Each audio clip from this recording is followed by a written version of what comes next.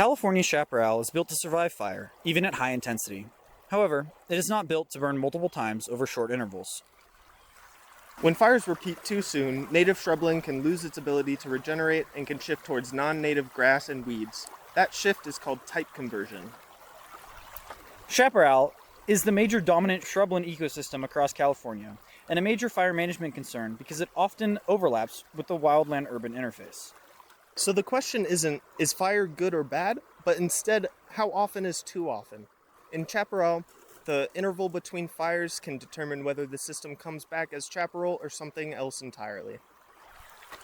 The California Chaparral Institute describes the typical chaparral fire interval to be between 30 and 100 years, with ecosystem sensitivity to intervals less than that, and anything less than 10 years leads to guaranteed ecological diversity loss. This is because of the way that species in this ecosystem regenerate. Many of them are adapted to reestablish after high-intensity fires, but when these fires become more and more frequent, this disrupts the regeneration process. So even though plants like manzanitas, ceanothus, and chamis all need fire for their seeds to germinate, their ecosystems become vulnerable to type conversion when they lose the chance to drop new seeds before the next fire. In this situation, fire can let non-native grasses come in and take over due to their adaptations to shorter fire intervals, particularly their annual fire-resistant seed banks. Unlike shrubland species, grasses such as brome and fountain grass are highly flammable and have evolved to create the situations necessary for fire in their own environment. This allows them to take over quickly as native shrubs die off, and this competition makes it even more difficult for native plants to regenerate.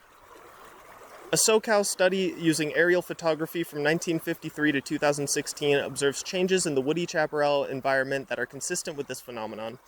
In plots considered woody chaparral, 59% saw a decline in woody cover and 28% were type converted, meaning herbaceous material occupied at least half of the plot. The strongest predictor of decline found in the study was a fire interval of less than 15 years. A 2024 study from Northern California surveyed 54 plots across a fire frequency gradient, including sites burnt up to 6 times during a 30-year period. The pattern found in the most frequently burned plots was regeneration of obligate seedlings species dropped by 99% and facultative species by 83%. Even one additional fire in a given plot led to a 12% drop in native species cover, reducing diversity and creating a more homogeneous, non-native landscape. These results are incredibly important in understanding the current fire regime in chaparral ecosystems. The increased wildfire risk doesn't only impact vegetation, but also wildlife, and this type of change is threatening the habitats of various bird, mammal, and insect populations, as well as human lifestyles at the wildland-urban interface. This is causing species diversity to decrease, and exotic plants are taking over the landscape at an alarming rate. For example, a reburn study conducted after 2 fires in 1979 and 1980 in San Diego exemplifies the native species' reliance on longer fire intervals, and what consistent repeated damage can do to an ecosystem. After the reburn, ceanothus and chamis were nearly completely eliminated, and without some form of human intervention, would not return to previous native levels. This is clearly an issue for our natural chaparral landscape because we're losing the vegetation and diversity that have defined this ecosystem for centuries. Good management practice, then, is not as simple as it may seem. A U.S. Forest Service paper recommends a strategy involving fuel management zones paired with intense risk management around valuable areas like the aforementioned wildland-urban interface. And while this prescription reads as sensible to us, the 1998 documentation doesn't give any actionable terms or strategies to implement management. Chaparral demands more time between fires to maintain its place in the broader ecosystem of California shrubland. However, suppression cannot be the only solution because of how these plants have evolved to require periodic burns.